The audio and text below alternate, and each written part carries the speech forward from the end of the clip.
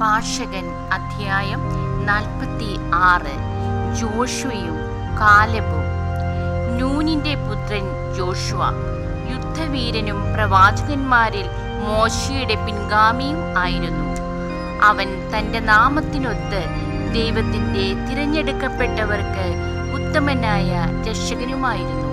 ഇസ്രായേലിനെ ആക്രമിച്ച ശത്രുക്കളോട് പ്രതികാരം ചെയ്ത് അവൻ അവരുടെ അവകാശം നേടിക്കൊടുത്തു. നഗരങ്ങൾക്കെതിരെ വാളുയർത്തിയപ്പോൾ അവൻ എത്ര പ്രതാപശാലിയായിരുന്നു! അവന് മുമ്പ് ആരാണ് ഇത്ര ശക്തനായി നിലകൊണ്ടിട്ടുള്ളത്? അവൻ കർത്താവിന് വേണ്ടിയാണ് യുദ്ധം ചെയ്തത്. അവന്റെ കരം സൂര്യനെ തടഞ്ഞു നിർത്തിയില്ലേ? ഒരു ദിവസത്തിന് 2 ദിവസത്തെ ദൈർഘ്യമുണ്ടായില്ലേ? ശത്രുക്കൾ ചുറ്റും വളഞ്ഞപ്പോൾ അവൻ ശക്തനായവനെ, അത്യുന്നതനെ വിളിച്ചപേക്ഷിച്ചു. ഉന്നതനായ കർത്താവ് ശക്തമായ കന്മഴയയച്ച് അവന് ഉത്തരമരുളി.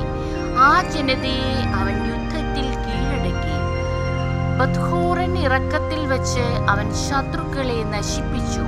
അങ്ങനെ ജനതകൾ അവന്റെ സേനാബലം കാണുകയും ദൈവസന്നിധിയിലാണ് അവൻ യുദ്ധം ചെയ്യുന്നതെന്ന് മനസ്സിലാക്കുകയും ചെയ്തു. ശക്തനായവനെ അവൻ പൂർണ്ണമായി പിൻചെന്നു. മോശയുടെ കാലത്ത് അവൻ ഒരു വിശ്വസ്ത കർമ്മം അനുഷ്ഠിച്ചു. യെഫുന്നെയുടെ പുത്രൻ കാലെബിനോടൊത്ത് സമൂഹത്തെ ഒന്നാകെ നേരിട്ടു. ജനത്തെ പാപത്തിൽ നിന്ന് പിന്തിരിപ്പിക്കുകയും അവരുടെ ദുഷ്ടമായ പിറുപിറുപ്പ് നിർത്തുകയും ചെയ്തു. ജനത്തെ അവരുടെ അവകാശത്തിലേക്ക് കൊണ്ടുവരുന്നതിന് തേനും പാലും ഒഴുകുന്ന നാട്ടിൽ പ്രവേശിപ്പിക്കുന്നതിന് 6 ലക്ഷം യോദ്ധാക്കളിൽ ഇവർ 2 പേർ മാത്രമേ അവശേഷിച്ചുള്ളൂ.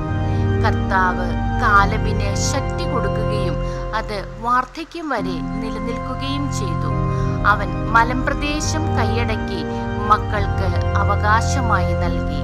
കർത്താവിനെ അനുഗമിക്കുന്നത് നല്ലതാണെന്ന് അങ്ങനെ എല്ലാ ഇസ്രായേൽക്കാരും മനസ്സിലാക്കി.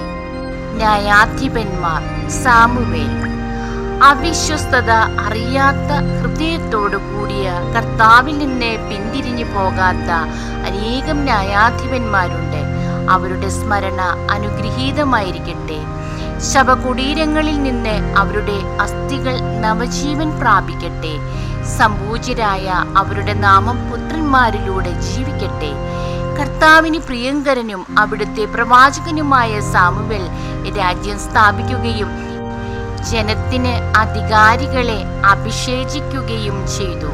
കർത്താവിന്റെ നിയമമനുസരിച്ച് അവൻ സമൂഹത്തിൽ ന്യായം നടത്തി. കർത്താവ് യാക്കോബിനെ സംരക്ഷിച്ചു. വിശ്വസ്തത നിമിത്തം അവൻ പ്രവാചകനാണെന്ന് തെളിഞ്ഞു. വാക്കുകളിലൂടെ വിശ്വാസിനായ ദീർഘദർശിയായി അറിയപ്പെടുകയും ചെയ്തു. ശത്രുക്കൾ എല്ലാ വശത്തു നിന്ന് ഞെരുക്കിയപ്പോൾ അവൻ ശക്തനായ കർത്താവിനെ വിളിച്ചപേക്ഷിക്കുകയും മുലകുടിക്കുന്ന ആട്ടിൻകുട്ടിയെ ബലിയർപ്പിക്കുകയും ചെയ്തു. അപ്പോൾ കർത്താവ് ആകാശത്തിൽ ഇടിമുഴക്കി. അവിടുത്തെ ശബ്ദം ശക്തമായി മുഴങ്ങി. ടയറിലെ ജനനേതാക്കളെയും ഫിലിസ്ത്യ ഭരണാധികാരികളെയും അവിടുന്ന് നിർമാർജനം ചെയ്തു.